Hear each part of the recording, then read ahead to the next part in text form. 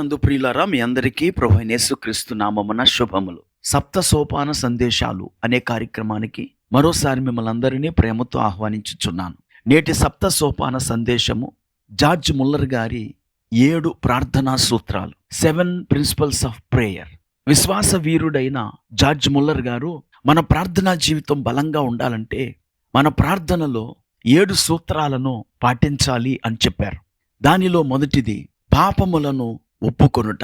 Mark సువార్త 11:25 మీకు ఒకని మీద విరోధం ఏమైనను కలిగి ఉన్న ఎడల మీరు నిలవబడి ప్రార్థన చేయునప్పుడెల్లా వాని క్షమించుడి అని బైబిల్ తెలియచేస్తోంది. గనుక మనము ప్రార్థన చేయునప్పుడెల్లా ఒప్పుకొనని మన పాపములను ఒప్పుకుంటూ లూకా 17:10 ప్రకారం మేము నిష్ప్రయోజకులమైన దాసులమును మేము చేయవలసినవే చేసియున్నామని ఒప్పుకుంటూ ఉండాలి.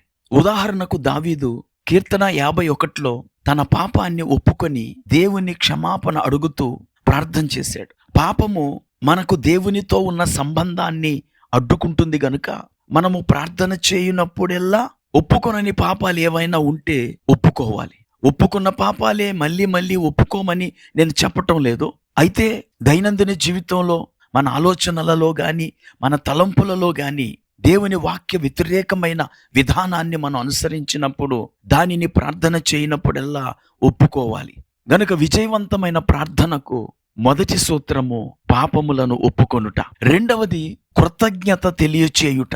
ప్రార్థించిన ప్రతిసారి మనము దేవునికి కృతజ్ఞతలు తెలియచేయాలి. అంతవరకు మనలను కాపాడిన ఆయనకు, అలాగే మన ప్రార్థన విని మనకు జవాబిచ్చే దేవునికి కృతజ్ఞతలు తెలియచేయాలి. తెస్సలోనికలకు రాసిన పత్రిక 5:18 ప్రతి విషయమందును కృతజ్ఞతాస్తుతులు చెల్లించుడి అని అపోస్తలుడైన పౌలు సంఘాన్ని హెచ్చరిస్తూ ఇలాగు చేయుట యేసుక్రీస్తునందు మీ విషయములో దేవుని చిత్తము అంటాడు. అలాగే మన ప్రభువైన యేసుక్రీస్తు లాజరును లేపే సందర్భంలో దేవునికి కృతజ్ఞతలు చెల్లించి అప్పుడు ప్రార్థించాడు. యోహాను సువార్త 11:41 యేసు కన్నులు పైకెత్తి, తండ్రి నీవు నా మనవి వినినందున నీకు కృతజ్ఞతాస్తుతులు చెల్లించుచున్నాను. గనుక విజయవంతమైన ప్రార్థనకు రెండవ సూత్రము ప్రార్థనలో కృతజ్ఞతాస్తుతులు దేవునికి చెల్లించుట.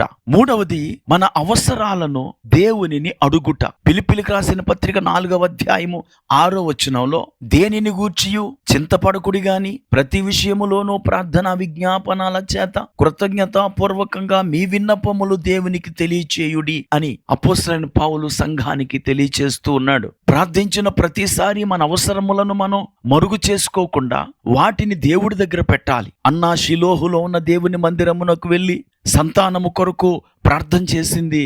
ఆమె సంతానము పొందుకున్న తరువాత ఆ బిడ్డను దేవుడి దగ్గరికి తీసుకువచ్చి ఇలా అంటది. 1 సమూయేలు గ్రంథం 1:21 ఈ బిడ్డను దయచేయమని యెహోవాతో నేను చేసిన మనవిని విని ఆయన నాకు అనుగ్రహించెను. గనుక మన అవసరాలను తెలియచేయుట ప్రార్థనలో ఒక భాగమై ఉండాలి. నాలుగవదిగా ఆసక్తితో ప్రార్థన చేయాలి. మృక్కుబడిగా ప్రార్థన చేస్తే ప్రయోజనం ఉండదు, కానీ ఇంట్రెస్ట్ గా ఆసక్తితో మనము ప్రార్థన చేయాలి. అపోస్తలుల కార్యముల గ్రంథం 12:5 పేతురు చెరసాలలో ఉంచబడిను, సంఘమైతే అతని కొరకు అత్యాసక్తితో దేవునికి ప్రార్థన చేయుచుండెను. మనము కునుకుపాట్లు పడుతూ కబుర్లు చెప్పుకుంటూ ఏవేవో ఆలోచనలు ఆలోచిస్తూ ప్రార్థన చేస్తే అది ఆసక్తితో చేసిన ప్రార్థన కాదు. పేతురు కొరకు సంఘం ఆసక్తితో ప్రార్థన చేయగా దేవదూత వెళ్లి పేతురుని విడిపింపగా పేతురు ప్రార్థించు సంఘము దగ్గరకు వచ్చి దేవునికి మహిమకరముగా తన్ను తాను కనుపరుచుకున్నాడు. గనుక ఆసక్తితో మనము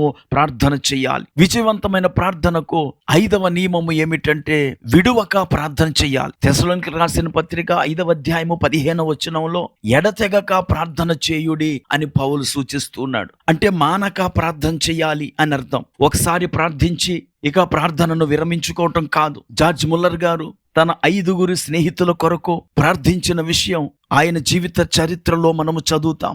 ఆయన తన 5 స్నేహితుల కొరకు చనిపోయేంత వరకు ప్రార్థన చేశాడు. మొదటి స్నేహితుడు 18 నెలల్లో యేసు ప్రభువారిని విశ్వసించాడు. రెండవ స్నేహితుడు కొన్ని సంవత్సరాల తర్వాత రక్షించబడ్డాడు. మూడవ స్నేహితుడు దాదాపు 6 సంవత్సరముల తర్వాత యేసు ప్రభువుని అంగీకరించాడు. 4వ స్నేహితుడు 10 సంవత్సరాల తర్వాత ప్రభువును అంగీకరిస్తే 5వ స్నేహితుని కొరకు జార్జ్ ముల్లర్ 52 సంవత్సరాలు ప్రార్థన చేశారు. అలాగూ ప్రార్థించి ఆయన చనిపోయినప్పుడు ఆయన సమాధి కార్యక్రమానికి వచ్చిన 5వ స్నేహితుడు జార్జ్ ముల్లర్ గారి గురించి, వారి యొక్క విశ్వాస విజయాలను గురించి ఒక్కొక్కరు చెబుతుంటే గుండె పగిలి బోరును ఏడుస్తూ ప్రభువును విశ్వాసం ఉంచి రక్షించబడ్డాడు. ప్రియులారా, ప్రార్థన వృధా కాదు. అయితే మనము విడువక ప్రార్థన చేయకపోవటం వల్ల అద్భుతాలను పొందుకోలేకపోతున్నాం.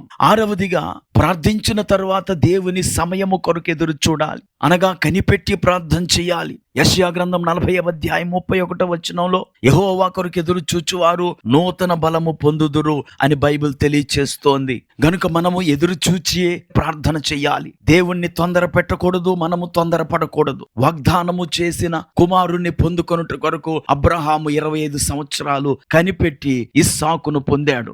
ఈ మాటలు వింటున్న ప్రియ స్నేహితుడా, సోదరి, నువ్వు కనిపెట్టి ప్రార్థిస్తున్నావా? కంగారుగా ప్రార్థిస్తున్నావా? 7వదిగా, విజయవంతమైన ప్రార్థనకు 7వ సూత్రము ఏమిటంటే దేవుని చిత్తానికి అప్పగించుకొనుట. యేసు ప్రభువారు లూకా సువార్త 22వ అధ్యాయం 42వ వచనంలో తన ఎదుట ఉన్న శ్రమల గిన్నె తొలగించమని దేవునికి ప్రార్థిస్తూ ఇలా అన్నారు: తండ్రి, ఈ గిన్నె నా యొద్ద నుండి తొలగించుటకు నీ చిత్తమైతే తొలగించుము, అయినను నా ఇష్టము కాదు, నీ చిత్తమే సిద్ధించును గాక అని ప్రార్థించారు. గనుక ప్రార్థన యొక్క అంతిమ ఉద్దేశము మనము దేవుని చిత్తమును అంగీకరించుట లేదా దేవుని చిత్తమును నెరవేర్చుట. ఈ మాటలు వింటున్న నా ప్రియ స్నేహితుడా, సోదరి, నేటి నుండి మీ ప్రార్థనలో ఈ 7 సూత్రములను అనుసరించండి. మొదటిగా, ఒప్పుకొనని ప్రతి పాపమును ఒప్పుకొని మిమ్మును మీరు తగ్గించుకొనండి. 2వదిగా, దేవుడు చేసిన మేలులను బట్టి కృతజ్ఞతలు చెల్లిస్తూ ప్రార్థించండి. 3వదిగా, మన అవసరములను దేవునికి తెలియచేయండి. 4వదిగా, ఆసక్తితో ప్రార్థించండి. 5వదిగా, విడువక ప్రార్థన చేయండి. 6వదిగా, దేవుని సమయము కొరకు ఎదురు చూస్తూ ప్రార్థించండి. 7వదిగా, దేవుని చిత్తానికి అప్పగించుకోండి. ప్రార్థన చేసుకుందాం. కృపా కనికరం కలిగిన మా తండ్రి, నీకు వందనాలు. ప్రార్థనలో ఈ 7 నియమాలను అనుసరించి మా వీక్షకులందరూ విజయవంతమైన ప్రార్థనా జీవితాన్ని చేయుటకు కృప చూపమని యేసుక్రీస్తు నామమున ప్రార్థించి వేడుకుంటున్నాము. ఆమేన్.